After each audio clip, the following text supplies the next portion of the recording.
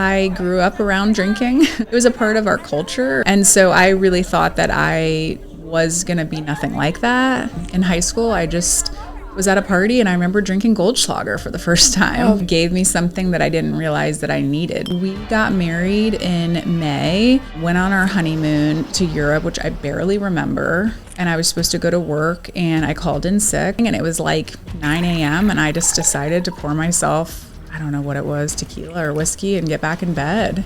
And just really still thought like, this is bad, but it's not like that bad. And I closed the blind and he came home from work. We looked at each other.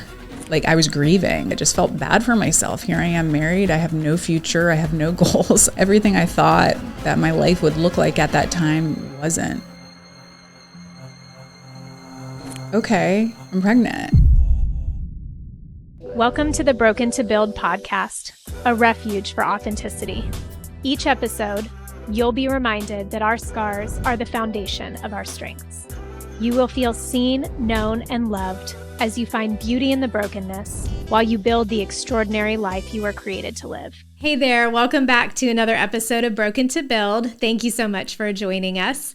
Today we have my friend Courtney Burg here. So we've tried to schedule this a couple times and schedules have gotten crazy, but I'm so excited that we're finally doing this. Yeah. So thanks for being here. Thanks for having me. Yeah. So if you just want to start out, I like for people to get to know you. So tell us a little bit about yourself, maybe some fun facts, whatever you feel like sharing.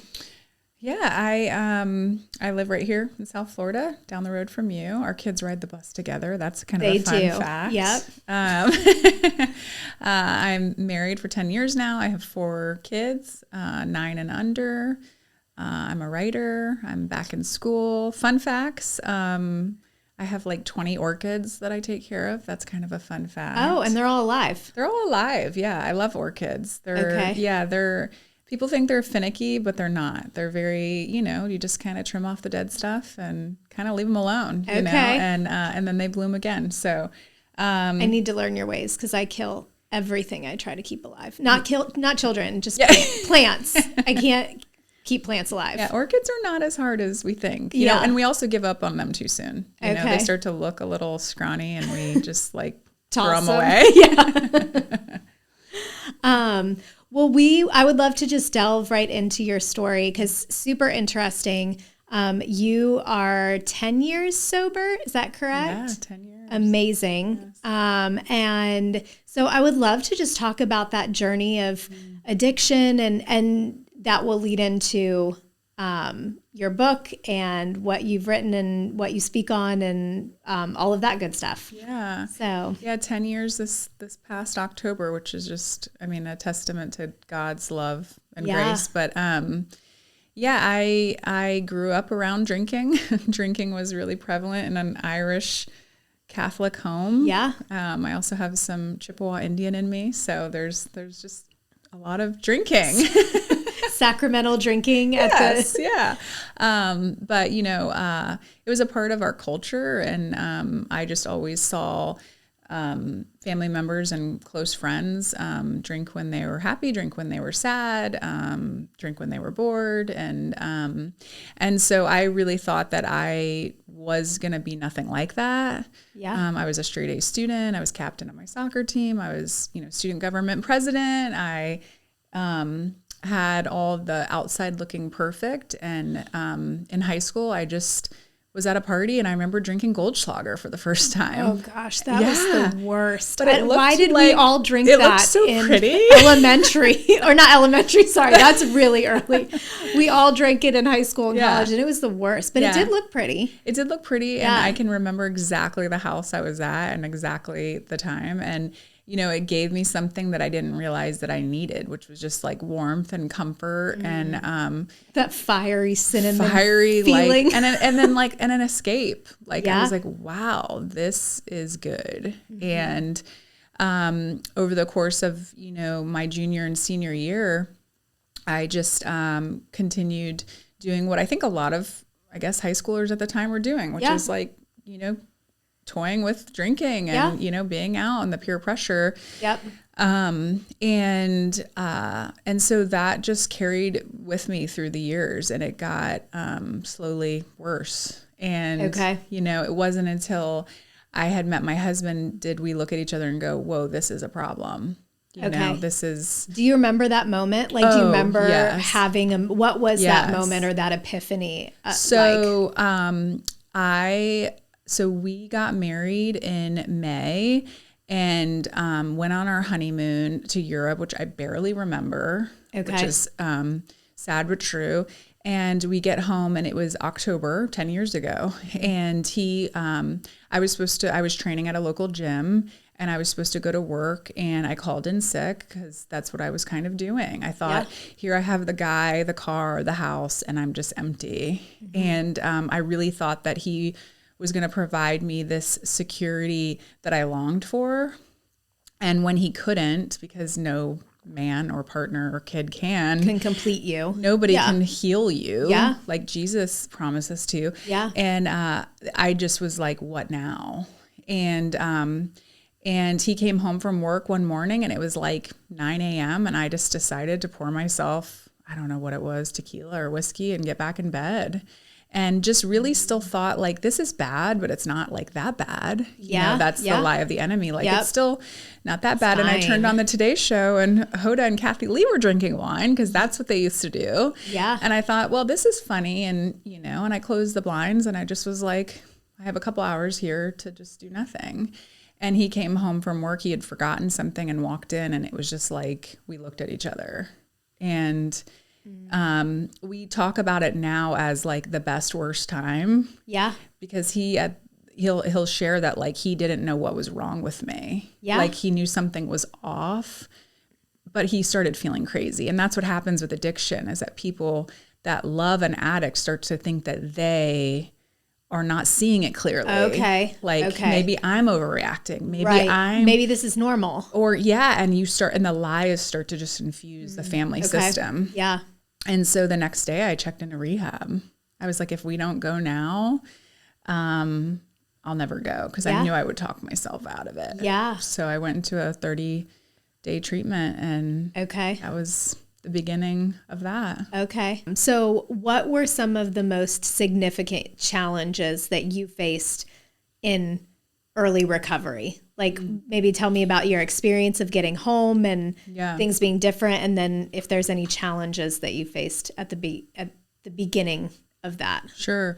Yeah, it was difficult because I didn't really know how to be in relationship with people. I didn't know how to be myself. I mean, you know, and we think of culturally and the constructs, even especially around the holidays. So I came home after Thanksgiving, right before Christmas, right before New Year's.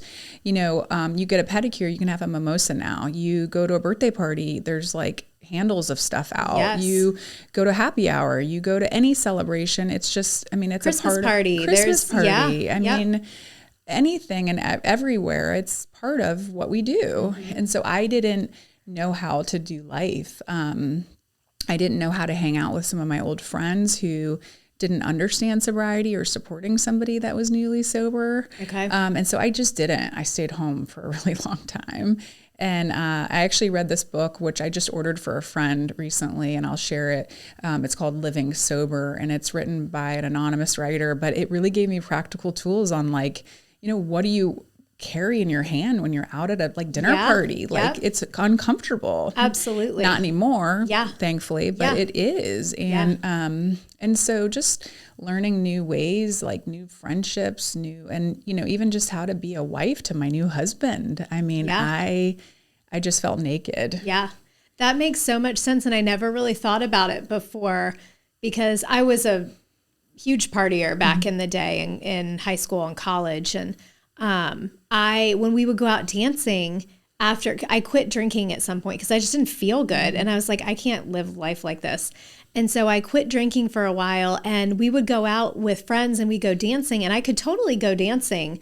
I can dance without drinking because I love to dance, but it would feel weird if I didn't have something in my hand because I was so used to dancing with a bottle or a drink in my hand. So I would get water and hold my water cup, and people would still, I mean, I was dancing, so people would be like, oh, you know, what level are you on? I'm like, literally been drinking water all night. But it's really an interesting thing that I never had thought about until you said that. Yeah. And so I still feel awkward if I don't have a drink in my hand when I dance. Yeah. Yeah. So I just do water with lime. Yeah. So that's really interesting.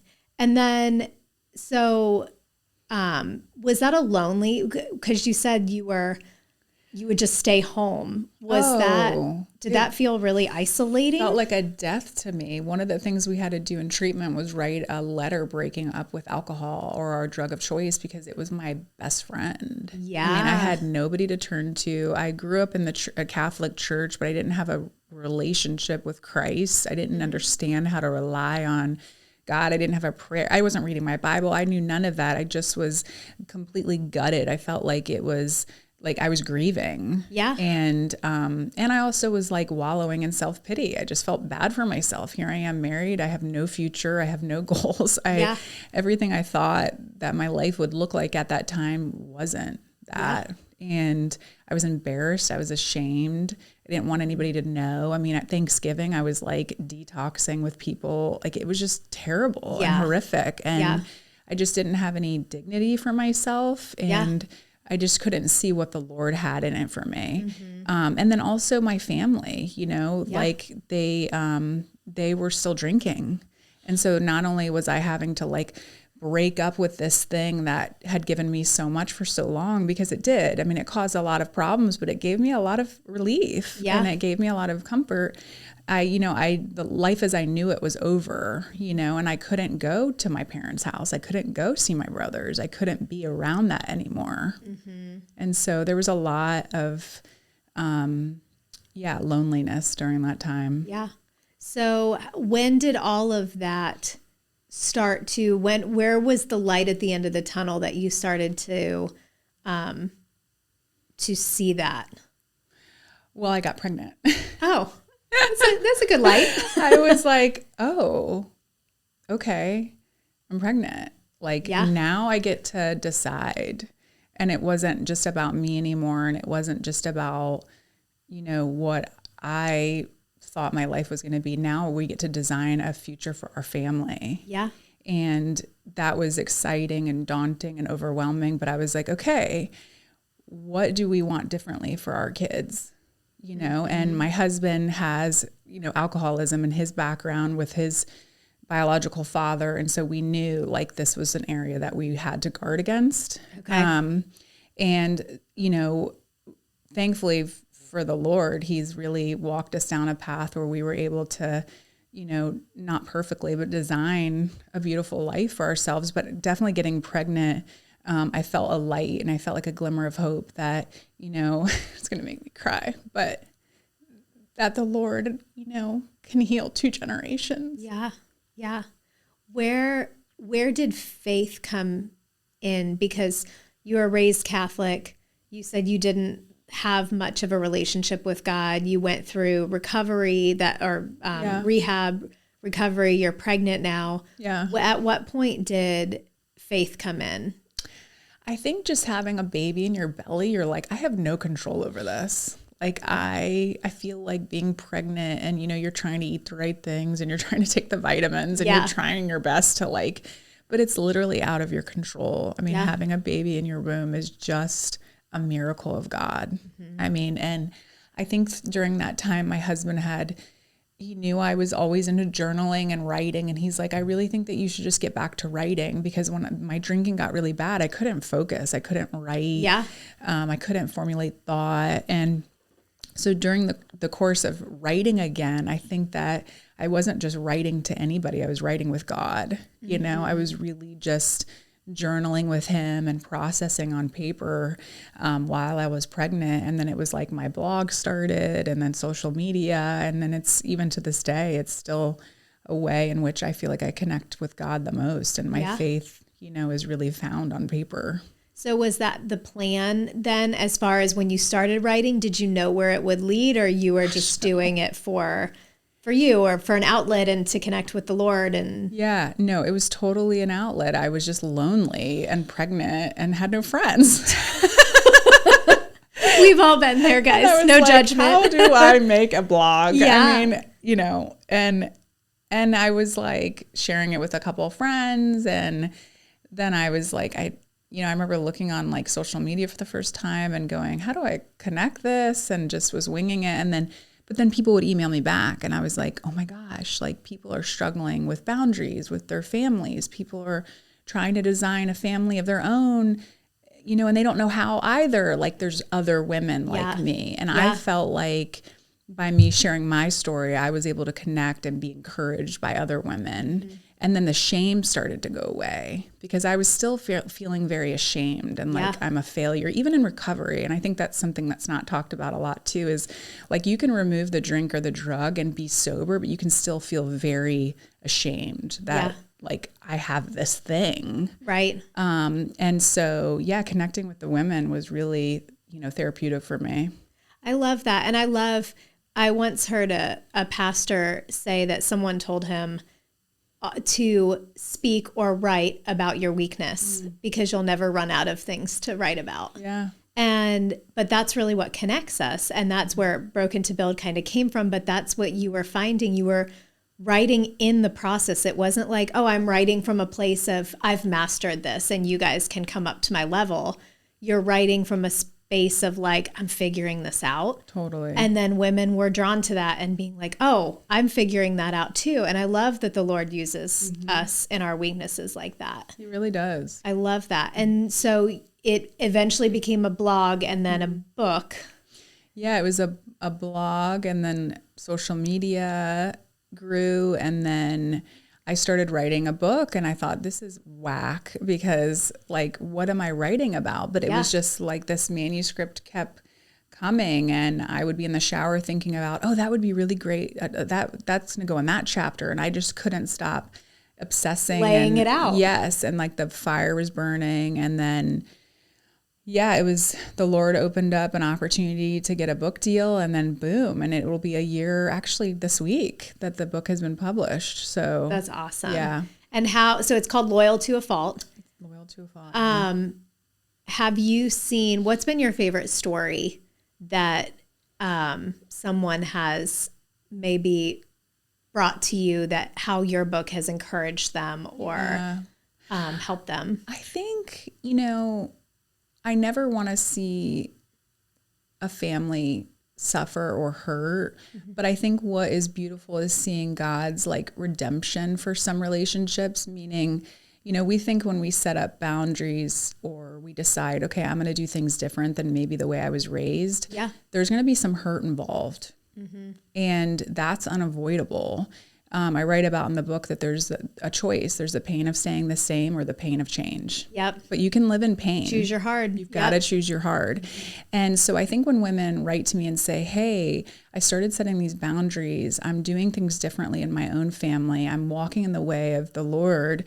My mom or my dad or my whatever, hate it. And then they come back with, but over time, we've met on this neutral ground, and we have coffee now, and we're seeing each other for the first time, and I'm being loved by them in the way that I need to, and I can love them. And I see the Lord in that. Yes. I see the Lord in that they are remaining loyal to Him first. Yeah. And then that is overflowing in their families. Yeah. And that's the premise of the book, is that I feel like as women, we think that we have to remain loyal to people, even when they're sinning, even when it's dysfunctional, even when it's toxic. Yeah. And it's drawing us away from God. Yeah. And that's where we see the destruction. And so it's reorienting ourselves, which is painful. Yeah. But I think seeing His restoration, not always, some relationships won't be restored here. And we have to, learn to grieve and accept that. But some of them do. Yeah. And that's really cool. Yeah.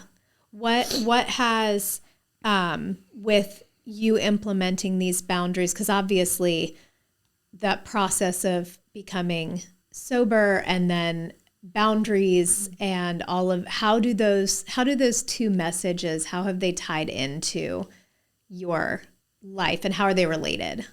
Sobriety and boundaries. Yeah.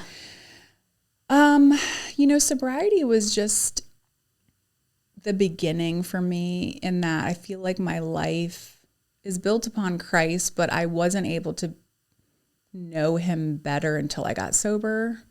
I went back to school and now like I'm writing that book, and I'm writing another book. And so I think boundaries have allowed me to stay sober with certain people in my life, because the drawback to what is familiar is constant, right? We know our family of origin. We're comfortable with old friends or family members, that lure is constant.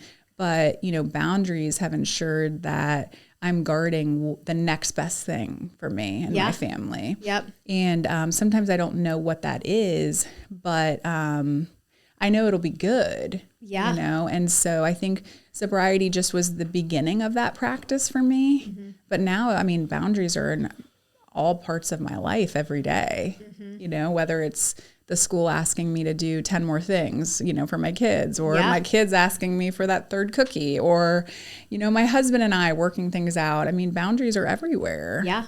Whether it's our time, our talents, our treasures, we have to steward well. That's our responsibility as followers of Christ. And so sobriety was like that urgent call, but now that's being practiced out, in all parts of my life. Yeah. Okay. So I have a question. What would be some practical advice that you would give to someone that is maybe setting up boundaries that are being crossed? Like what are some practical ways that we can set those boundaries and keep them? Yeah. I actually have this is not a plug for myself, but there's a YouVersion devotional that I created. It's a 5-day. And the reason why I created it is because I feel as though if we don't know our core values, we don't know what we're guarding. And so everybody has a slightly different value system. As Christians, we have the basic Christian values, right? But outside of that, we have some varying ones, different depending on different seasons. And so it might be finances if you're trying to save for a house, or it might be, if you're single and you're dating, there might be boundaries there that look different. And so knowing your core values is really important. And I have that 5-day devotional on that YouVersion Bible app, which I think is really great. Because again, if you don't know what you value, the world will tell you. The world will tell you what to value, or you're going to value what those before you valued, because what you were taught to value. Early conditioning. What we are modeled typically is what we inherit, and we do. And I have women tell me, well, I'll be nothing like my mom. And I'm like, give it time. Right. Give it time. And, good and bad. And so, but we can become active participants alongside Christ to design the life that I think we're meant to live. Yeah. But it takes that cooperation, and it takes knowing our values, because again, we can look on social media, we can look on the news, we can look on the magazine racks when we're checking out at the grocery store and be told what to value. And so we have to be very clear on what we value as our, as women, as wives, as mothers. And then slowly start to reverse engineer what those limitations look like to guard those values. Yeah. Yeah. I know for me and people that I've known, some of the hard parts with boundaries are when people feel like, oh, I don't want to deal with the drama that I'm going to get when I set up a boundary, or I feel guilty for setting up a boundary. Was there ever boundaries that you set up that you felt guilt with that, and how did you deal and overcome that? I think that's a normal process of like just learning new patterns and learning new ways of engaging with people that you care about, because it's just new. And so there's going to be that friction and that tension and that discomfort. And here's the thing too, is that, we like to tell ourselves that when we don't have boundaries, we're just going with the flow and we're keeping people happy, but we're miserable. Like we're resentful. We're not loving them well. We're not Christ-like. Yeah. We're unhappy. We're irritated. We're complaining and criticizing. Such a good reminder. So we paint this picture that like we're doing the right thing and having this servant heart, but that's really selfish. Avoiding conflict and avoiding, setting really healthy, necessary boundaries in our relationships is selfish, because we're avoiding the hard thing. But I think that there's a way to graciously, confidently set good boundaries that actually serve that person, you know, because they want to know how to love us. They might not always like it, but I think that we can learn to kind of do that dance. And I always say that boundary setting is like learning a new language, and especially if you're the first one in your family that is learning to set boundaries. You know, you can be the black sheep of the family. You can be the one that's kind of like left out of some things, or, you know, called certain things like, oh, she's too good for us now, or what is this boundary work you're talking about? But I think we have to just keep, you know, our eyes up. And what he has called us to do, and let other people handle their own feelings. You know, it goes back to that people pleasing and codependency, which I write about too, is that if people don't like it, that's okay.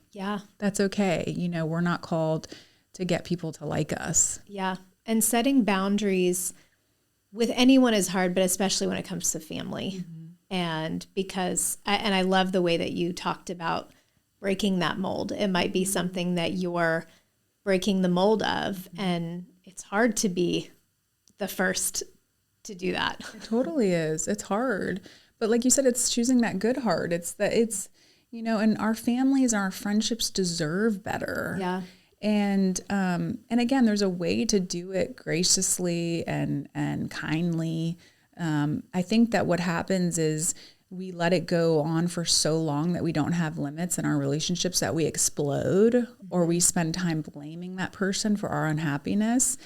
And so, you know, I remind women, like, you got to put on your big girl pants. You've got to have hard conversations. You've got to say, you know, I might not know the answer to this, but I don't like when you do that. That's okay too. You know, I don't like when you show up without calling. I don't want you buying that for my kid. I'm not able to give you 2 hours. I can give you an hour of my time, whatever it is, but allow people the opportunity to navigate that work with you. That's good. Is there a difference between a healthy boundary and an unhealthy boundary? There is. What would that look like? I'm noticing that, you know, in our culture right now, that boundaries are being like misused, meaning we're like cutting people off, you know, or like they say something that offends us and we're like, I'm done with you. I'm setting a boundary. Well, that's actually not a boundary.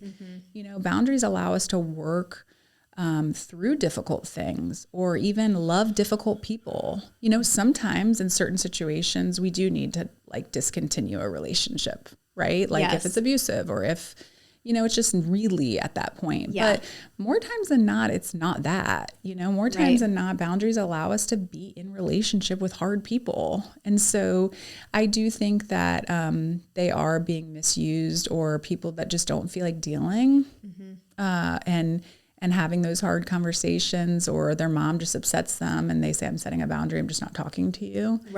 That's not a boundary. So I loved what you said when you said having boundaries actually helps us to, what did you say? Love difficult people, have that relationship.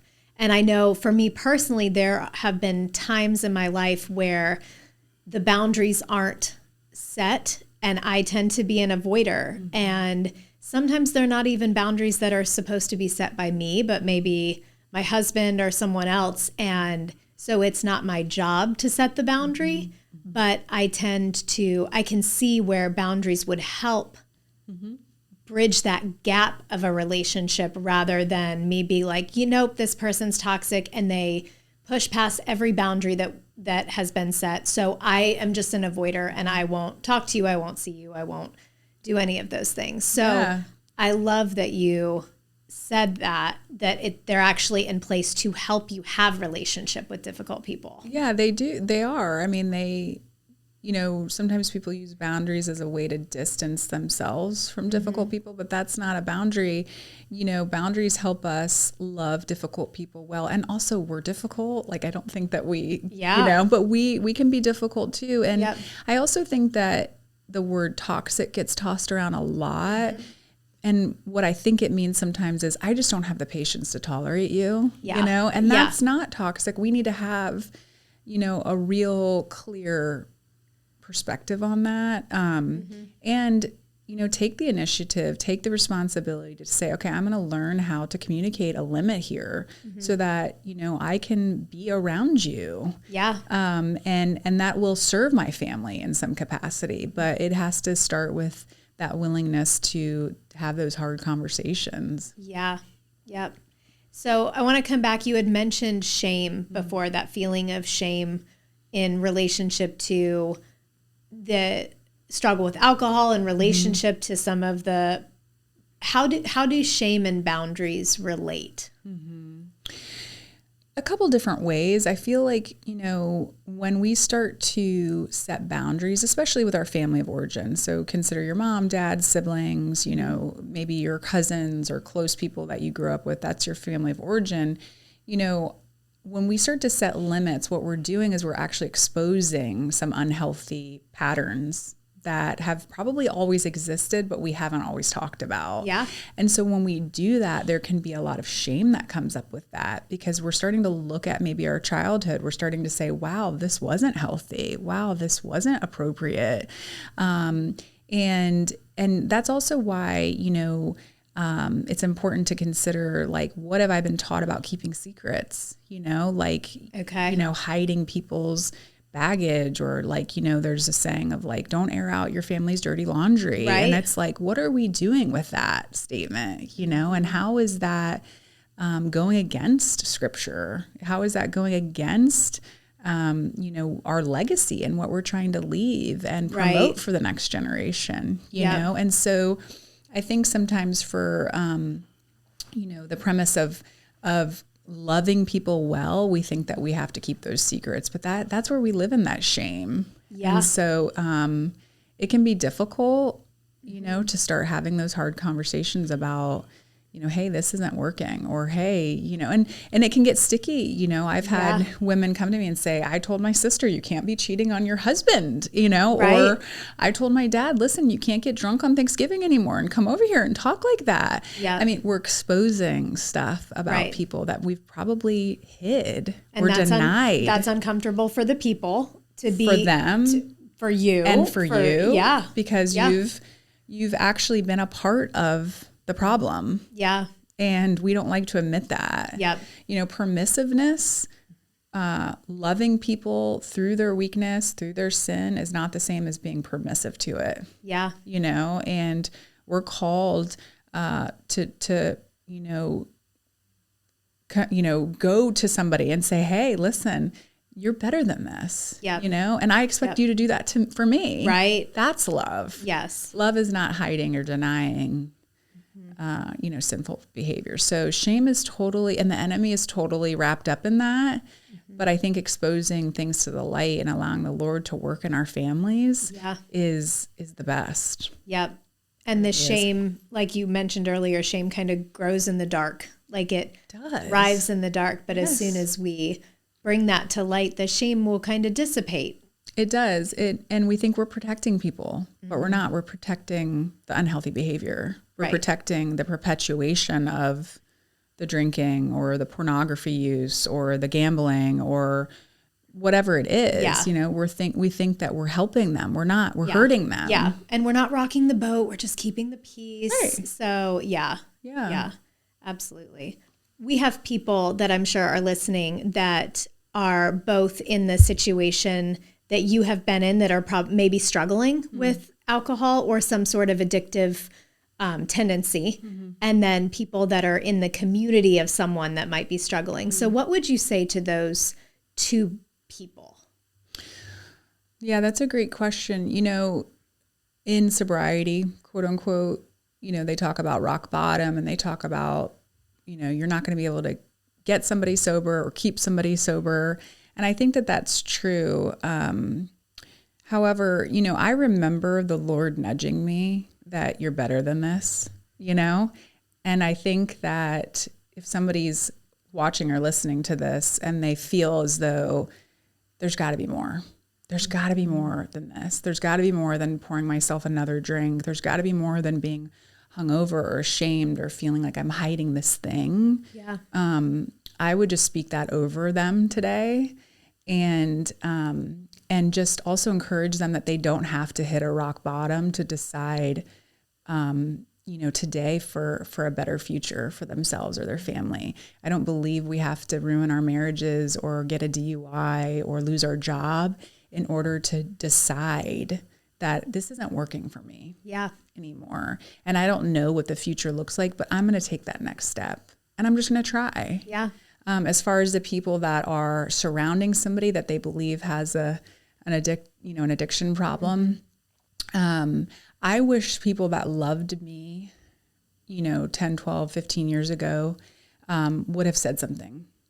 I think people knew, but I think, again, going back to that permissiveness, we think that we care about people, and so we're going to just ignore. And that caused me a lot of pain. Now, they're not responsible. Right. But I might have not heard them or listened, but I think there was many opportunities where, somebody could have said, hey, this is getting out of control, but also healthy boundaries in that. So I've had friends in the past that were like, I can't be around you when you're drinking. And I wasn't ready to listen to that, right. And so I think that, family members or friends that are, close to somebody that might be struggling in addiction, they really have to consider speaking up and also just keeping healthy boundaries and saying, when you're ready, I'm here, but I can't pay your rent. I can't take care of your kid. I can't, and make life a little difficult for them. Yeah. Because hanging and allowing the behavior is not loving them well.